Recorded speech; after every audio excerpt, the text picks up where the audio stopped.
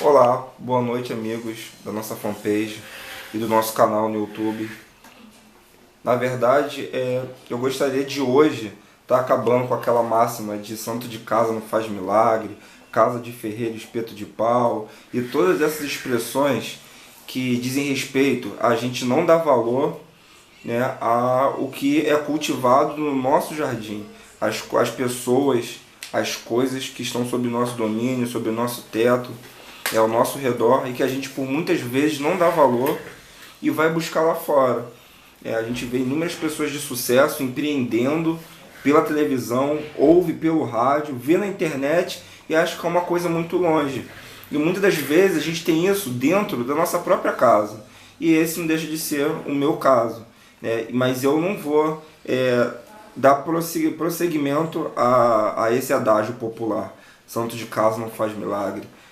O nosso aqui faz. A gente tem por prioridade dar valor aos empreendedores ao nosso redor, que estão debaixo do nosso teto, nossos amigos, nossos conhecidos que têm talento.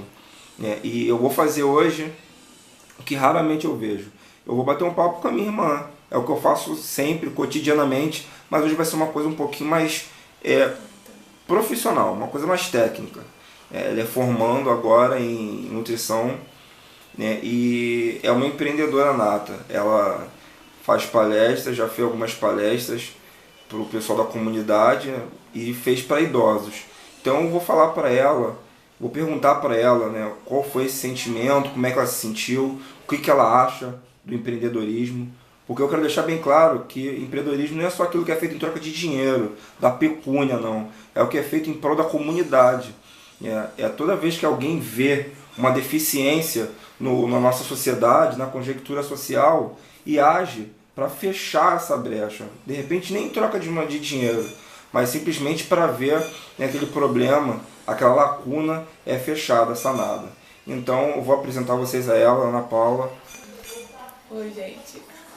Boa noite, Manzinha. Oi. Fala um pouquinho desse processo empreendedor que foi fazer palestra. Qual foram as suas palestras? Qual foram o público e como é que foi isso? Fala um pouquinho pra gente. Tá. Eu já fiz 2 palestras numa igreja aqui perto de casa, com idosos. Na primeira palestra eu falei sobre a pirâmide alimentar, porque pra mim a pirâmide alimentar é uma coisa tão simples, mas fazendo a palestra eu percebi como é complicado para as outras pessoas. Então, um assunto que eu achava que eu ia me estender 5, 10 minutinhos, durou 1 hora, porque as pessoas têm dúvidas, as pessoas veem a pirâmide de uma forma errada e conforme você explica vão surgindo umas perguntas, e as perguntas entram em outros assuntos que às vezes nem tem a ver com a pirâmide, e aí rola um papo legal e eu gostei muito dessa experiência. A segunda vez eu fiz uma palestra também na mesma igreja com os idosos, só que na segunda vez eu levei uma balança de bioimpedância elétrica, que também, inclusive, para o pessoal da Maromba pode ser muito interessante, porque na verdade não é uma balança, é um aparelho de bioimpedância elétrica. E o que esse aparelho faz? As pessoas podem achar inacreditável, mas assim, a pessoa sobe no aparelho achando que é só uma balança.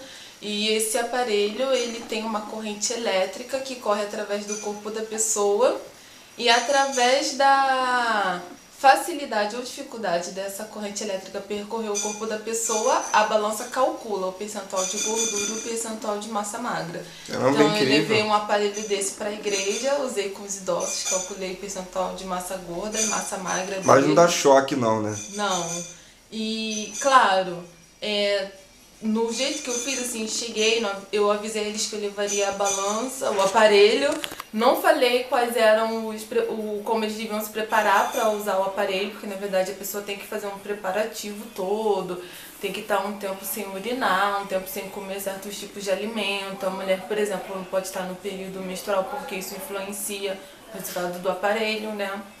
A avaliação da massa magra e da massa gorda, mas foi mais para eles terem uma noção.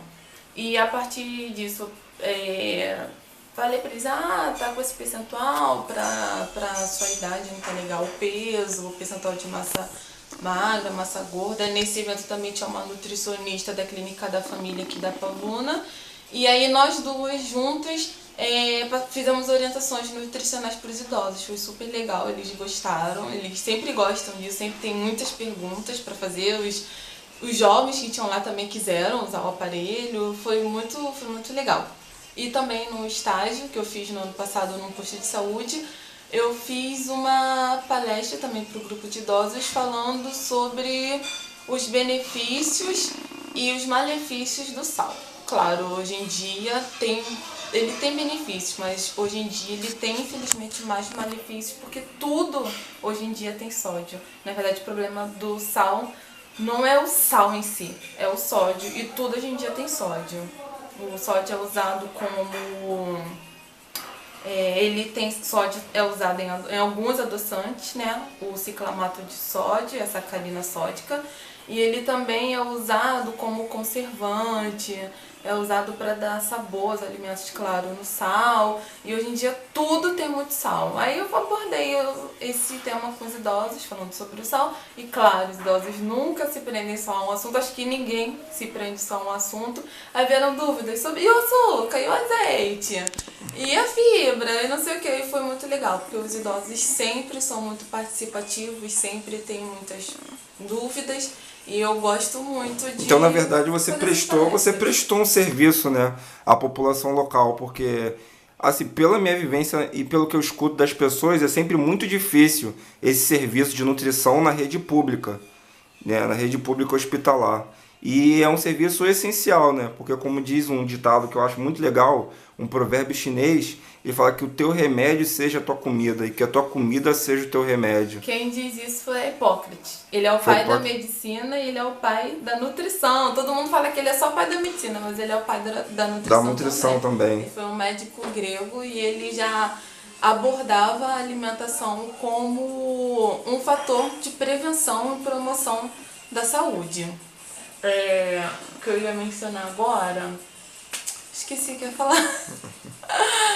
Pergunta de... sobre... Você falou que é difícil esse trabalho da nutrição na rede na rede pública. Ó, a rede pública, ela se divide em 3 setores, né? Tem o setor básico, o setor de média complexidade e de alta complexidade. A nutrição é mais difícil de você ver no setor básico, de baixa complexidade, que são os postos de saúde e as clínicas da família.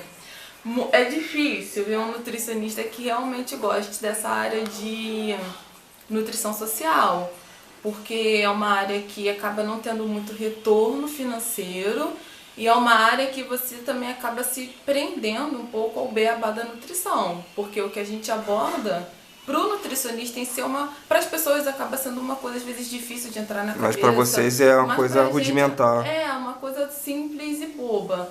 Mas eu gosto muito dessa área, eu gosto de quase todas as áreas da nutrição. Eu adoro nutrição clínica, porque envolve mais conhecimento, você tem que se aprofundar mais.